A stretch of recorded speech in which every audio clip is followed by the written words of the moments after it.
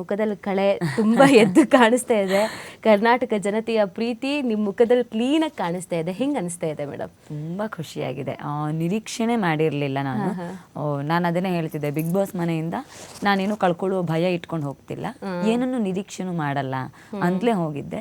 ಅದೇ ನಾವು ನಿರೀಕ್ಷೆ ಮಾಡ್ತಿದ್ದಾಗ ಬಹಳ ದೊಡ್ಡದೇನೋ ಸಿಗುತ್ತೆ ಅಂತಾರಲ್ಲ, ಆ ಥರ ನಿರೀಕ್ಷೆಗೂ ಮೀರಿದ ಪ್ರೀತಿ ಸಿಕ್ಕಿದೆ. ಬಟ್ ಚೈತ್ರ ಕುಂದಾಪುರ ಅವ್ರು ಹೋಗ್ತಾರೆ ಅನ್ನೋದು ಒಂದು ಗೆಸ್ ಯಾರು ಕೂಡ ಮಾಡಿರಲಿಲ್ಲ. ಯಾವಾಗಲೂ ಸೀಸನ್ ಶುರು ಆಗುತ್ತೆ ಅಂತ ಅಂದಾಗ ಒಂದಷ್ಟು ಲಿಸ್ಟ್ ಇರುತ್ತೆ, ಇವರು ಹೋಗ್ಬೋದು ಅಂತ. ಬಟ್ ಒಂದು ಫೈರ್ ಬ್ರ್ಯಾಂಡ್ ಅಂತ ಕರೆಸ್ಕೊಂಡವರು, ಖಡಕ್ಕಾಗಿ ಮಾತಾಡ್ತಾ ಇದ್ದವರು, ವೇದಿಕೆ ಮೇಲೆ ನಿಂತ್ಕೊಂಡವರು, ಈ ಥರದ್ದೊಂದು ರಿಯಾಲಿಟಿ ಶೋಗೆ ಬರ್ತಾರೆ ಅನ್ನೋದು ನಿಜವಾಗ್ಲೂ ಆಶ್ಚರ್ಯ. ಬಟ್ ನಂಗೆ ಪರ್ಸ್ನಲ್ ಆಗಿರೋ ಪ್ರಶ್ನೆ, ನಿಮ್ಮನ್ನು ಹೆಂಗೆ ಒಪ್ಸಿದ್ರು ಅಂತ, ಹೆಂಗೆ ನೀವು ಓಕೆ ಅಂದ್ರಿ? ಎಲ್ಲರೂ ಇದನ್ನೇ ಕೇಳ್ತಾ ಇದ್ದಿದ್ದು. ಅಂದರೆ ನಾನೇ ಬಿಗ್ ಬಾಸ್ಗೆ ಬೈತಾ ಇದ್ದೆ, ಇದೊಂದು ಸ್ಕ್ರಿಪ್ಟೆಡ್ ಶೋ ಇರ್ಬೋದು ಹಂಗೆ ಹಿಂಗೆ ಅಂತೆಲ್ಲ ಬೈತಿದ್ದೆ. ಮನೆಯಲ್ಲಿ ನಮ್ಮಮ್ಮ ಇಷ್ಟಪಟ್ಟು ನೋಡ್ತಿದ್ರು, ಆಗ್ಲೂ ನಮ್ಮಮ್ಮಂಗೆ ಬೈತಿದ್ದೆ, ಯಾಕೆ ಇದನ್ನು ನೋಡ್ತೀರಾ ಸುಮ್ಮನೆ ಅಂತ ಯಾವಾಗಲೂ ಬೈತಿದ್ದೆ. ಅದನ್ನ ನಾವೆಲ್ಲ ನ್ಯೂಸ್ ನೋಡಿ ಏನೋ ಇನ್ಫಾರ್ಮೇಶನ್ ಸಿಗುತ್ತೆ, ಮಾಹಿತಿ ಸಿಗುತ್ತೆ, ನಾಲೆಜ್ ಬರುತ್ತೆ ಅಂತ ಮಾತಾಡೋರಲ್ವ, ಅಮ್ಮಂಗೂ ಯಾವಾಗಲೂ ಬೈತಾ ಇದ್ದೋಳು. ಸೊ ನನಗೆ ಈ ಹಿಂದೆನೇ 10 ಸೀಸನ್ ಕೇಳಬೇಕು ಅಂತ ಇದ್ರಂತೆ, ಬಟ್ ಆಗ ಸಂಪರ್ಕ ಇರಲಿಲ್ಲ. ಬಹುಶಃ ಕೇಳಿದ್ರು ನಾನು ಖಂಡಿತ ಒಪ್ಕೊಳ್ತಿರ್ಲಿಲ್ಲ.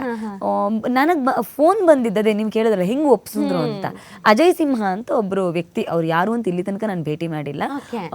ನಿಜವಾಗ್ಲೂ ವಿಶೇಷ ವ್ಯಕ್ತಿ. ಬಹುಶಃ ಆ ವ್ಯಕ್ತಿ ಫೋನ್ ಮಾಡದೆ ಬೇರೆ ಯಾರು ಫೋನ್ ಮಾಡಿದ್ರು ನಾನು ಒಪ್ಕೊಳ್ತಿದ್ದು ಇರೋ ಡೌಟು ಅಂತ ಅನ್ಸುತ್ತೆ. ಒಂದು 15-20 ನಿಮಿಷ ನನಗೆ ಫೋನ್ ಮಾಡಿ, ಸುಮ್ಮನೆ ಯಾರೋ ನಮ್ಮ ಕಾರ್ಯಕರ್ತರು ಯಾರೋ ನನ್ನ ಭಾಷಣ ಕೇಳಿರೋ ಅಭಿಮಾನಿ ಮಾತಾಡಿದ್ರು, ಮನಸ್ಪೂರ್ವಕವಾಗಿ ನಿಜವಾಗ್ಲೂ ಮಾತಾಡಿದ್ದಾರೆ.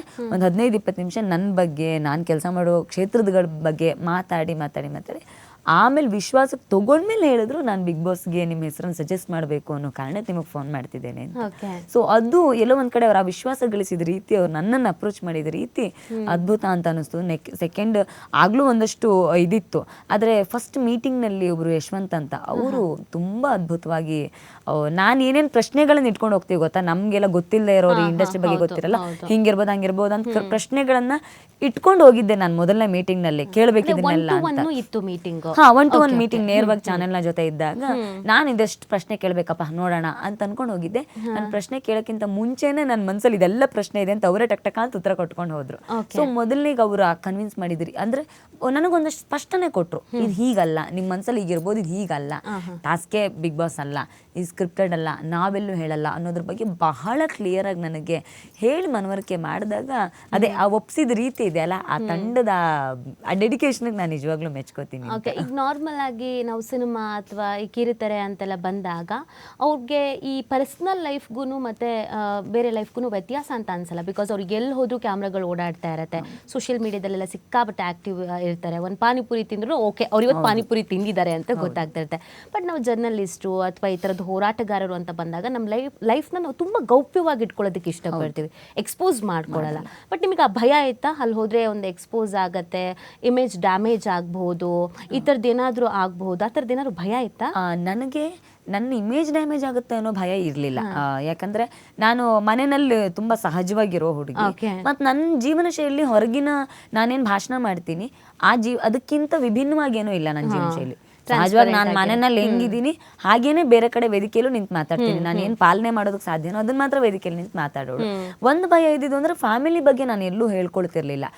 ನಾವಿರೋದು ತುಂಬಾ ರಿಸ್ಕಿ ಫೀಲ್ಡ್ ಆಗಿರೋ ಕಾರಣಕ್ಕೆ ಫ್ಯಾಮಿಲಿಗೆ ಅದರಿಂದ ಯಾವತ್ತೂ ತೊಂದರೆ ಆಗಬಾರ್ದು ಅನ್ನೋ ಕಾರಣಕ್ಕೆ ನನ್ಗೆ ಅಕ್ಕ ತಂಗಿರಿರೋದು, ನಮ್ಮ ಅಪ್ಪ ಅಮ್ಮ ಅವ್ರ ಫೋಟೋಸು ಎಲ್ಲೂ ರಿವೀಲ್ ಮಾಡ್ತಿರ್ಲಿಲ್ಲ. ಅದನ್ನ ಒಂದು ಸ್ವಲ್ಪ ಅವ್ರ ಸೆಕ್ಯೂರಿಟಿಯ ಕಾರಣಕ್ಕೆ ಗೌಪ್ಯವಾಗಿ ಇಡ್ತಿದ್ದೆ. ಸೊ ಅದೊಂದು ರಿವೀಲ್ ಆಗಿದೆ, ಅಷ್ಟು ಬಿಟ್ರೆ ಅದು ಭಗವಂತನ ಇಚ್ಛೆ, ಅದನ್ನ ರಕ್ಷಣೆ ಮಾಡೋದು ಅವ್ನ ಕೆಲಸ ಅಂತ ಅನ್ಕೊಳ್ತೀನಿ. ಅದು ಬಿಟ್ಟು ಬೇರೆ ಯಾವ ಭಯ ಇರ್ಲಿಲ್ಲ. ಆದ್ರೆ ಆ ವಾತಾವರಣಕ್ಕೆ ಒಗ್ಗಿಕೊಳ್ತೀನೋ ಇಲ್ವೋ ಅನ್ನೋ ಭಯ ಇತ್ತು. ಅಂದ್ರೆ ಬಣ್ಣದ ಲೋಕ, ಈ ಪ್ರಪಂಚ ನಂಗೆ ಗೊತ್ತೇ ಇಲ್ಲ, ಅಲ್ಲವ್ರು ಬೆರೆಯೋ ರೀತಿ, ನಾನೊಂದು ಗಂಡ್ ಮಕ್ಳಿಗೆ ಶೇಖೇನ್ ಕೂಡ ಕೊಡ್ತಾ ಇರ್ಲಿಲ್ಲ, ಆ ತರದ ವಾತಾವರಣದಿಂದ ಬಂದವಳು. ಸೊ ಇಲ್ಲ ಆ ವಾತಾವರಣಕ್ಕೆ ಅಡ್ಜಸ್ಟ್ ಆಗ್ತೀನೋ ಇಲ್ವೋ, ಇಲ್ಲಿ ಎಲ್ಲರೂ ನನ್ನನ್ನು ಯಾವ ದೃಷ್ಟಿಯಲ್ಲಿ ನೋಡ್ತಾರೋ ಅನ್ನೋದೆಲ್ಲ ಒಂದು ಭಯ ಇತ್ತು. ಆ ಭಯ ನಿವಾರಣೆ ಆಯ್ತು, ಹೋದೊಂದು 15 ದಿನಕ್ಕೆ ನಿವಾರಣೆ ಆಯ್ತು. ಸೊ ಆ ಆತಂಕ, ಅದೇ ಬೆರೆಯೋದ್ರ ಬಗ್ಗೆ ಒಂದಷ್ಟು ಆತಂಕ ಖಂಡಿತ ಇತ್ತು.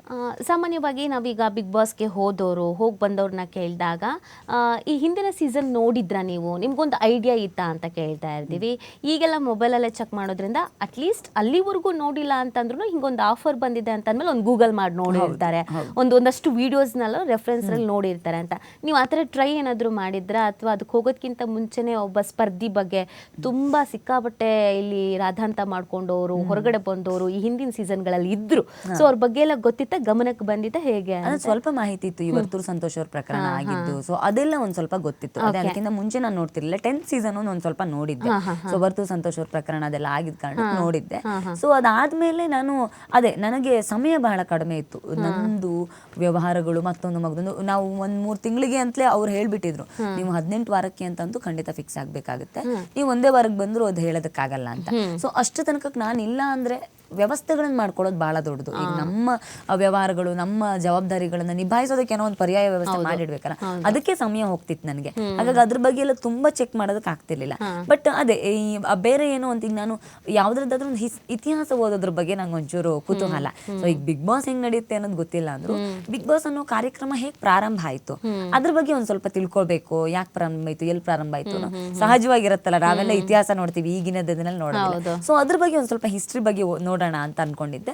ಆ ಬಿಗ್ ಬ್ರದರ್ ಕಾರ್ಯಕ್ರಮ ಅದ್ ಮೊದಲು ಎಲ್ಲಿ ಪ್ರಾರಂಭ ಆಯ್ತು ಅದ್ರ ಬಗ್ಗೆ ಒಂದ್ ಸ್ವಲ್ಪ ಓದ್ಕೊಂಡಿದ್ದೆ ಅಷ್ಟು ಬಿಟ್ಟು ಬೇರೆ ಯಾವ್ದ್ರ ಬಗ್ಗೆನೂ ತಲೆ ಕೆಡ್ಸ್ಕೊಂಡಿಲ್ಲ. ಎಲ್ಲೋ ಸಜೆಷನ್ ಅಲ್ಲಿ ಒಂದಷ್ಟು ವಿಡಿಯೋಸ್ ಬರೋದು, ಸೊ ಅದನ್ನು ಅಷ್ಟೇನ್ ಗಂಭೀರವಾಗಿ ಏನೋ ನೋಡ್ತಿರ್ಲಿಲ್ಲ. ನನಗೆ ಇದ್ದಿದ್ದೆ ಅಷ್ಟು, ಒಂದೇ ನಾನು ಪೂರ್ತಿ ತಿಳ್ಕೊಂಡು ಹೋಗ್ಬೇಕು, ಇಲ್ಲ ಬ್ಲಾಂಕ್ ಆಗಿ ಝೀರೋ ನಾಲೆಜ್ ಅಲ್ಲಿ ಹೋಗ್ಬೇಕು, ಗೋ ವಿತ್ ದ ಫ್ಲೋ ಅಂತ ಹೋಗ್ಬೋದು ಅನ್ನೋದೊಂದಿತ್ತು. ಸೊ ಮೊದಲನೇ ಆಯ್ಕೆಗೆ ನಂಗೆ ಸಮಯ ಇರ್ಲಿಲ್ಲ. ಸೊ ಹಾಗಾಗಿ ಏನು ತಿಳ್ಕೊಳ್ಳೋದಿಲ್ಲ, ಯಾರ ಹತ್ರನೂ ಏನು ಕೇಳಲ್ಲ, ಹೇಗ್ ಬರುತ್ತೆ ಹಾಗೆ ತಗೊಂಡು ಹೋಗ್ತೀನಿ ಅಂತ.